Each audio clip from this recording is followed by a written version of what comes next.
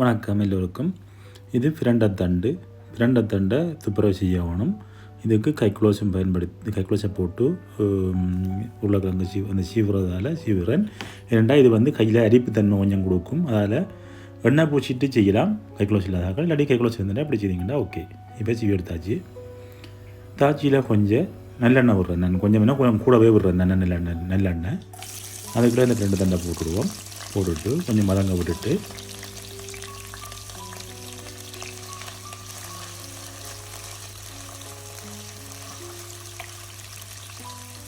இப்போ 5-6 பச்சை மிளகாய் போட போகிறோம். 4-5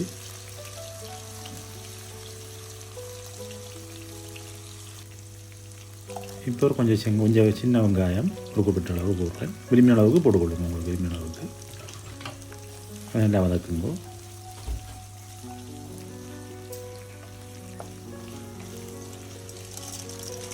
இப்போ பொட்டுக்கடலை கொஞ்சம் போடுறேன். இது பொட்டுக்கடலை வந்து விருப்பம் இல்லாட்டி போடாமலாம், உளுந்தும் கொஞ்சம் போடலாம் விரும்பினாக்கள். இது பச்சை மிளகாய் பதிலாக செத்த மிளகாயும் போடலாம் நீங்கள் விரும்பினா. இது நல்லா வதங்கி வந்த உடனே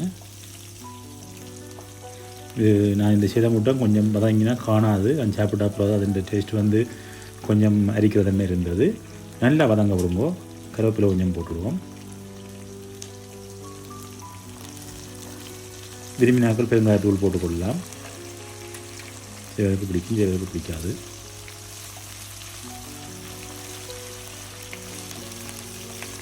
நல்லா வதக்குவோம்.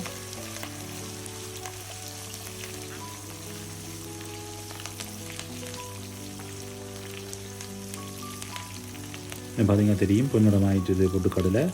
இது வதங்கினது நல்லபடியாக வதங்கிட்டுது.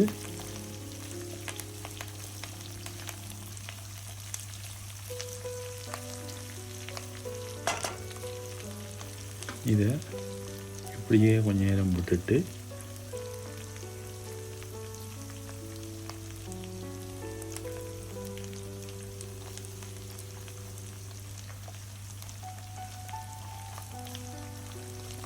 இதை ஒரு மிக்சின்ற கப்புக்குள்ளே மாற்றுறேன். தேசிக்காய் புளி கொஞ்சம் விட்டுட்டுவோம்.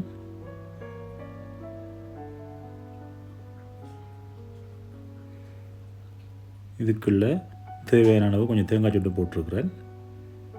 தேங்காய் ஒட்டி போடுவேன். தேங்காய் திருவி போடுறதுனால திருவி போடலாம். உப்பும் போட்டுட்டேன். இதை மிக்சியில் அடித்து எடுத்துருவோம். சுவையான பிரண்டை துவையல் சம்பல் சரியாயிட்டு. சம்பல்னு சொல்லலாம், துவையல்னு சொல்லலாம். இதை வந்து நீங்கள் எண்ணத்தோடு வேணும்னாலும் சாப்பிட்டு கொள்ளலாம். உடம்புக்கு சிறந்தது. நோவல் இருக்காது, இதில் இருக்காது. நான் சாப்பிட்டு ட்ரை பண்ணி பார்த்ததை உங்களுக்கு வீடியோவாக போட்டுக்கிறேன். நன்றி.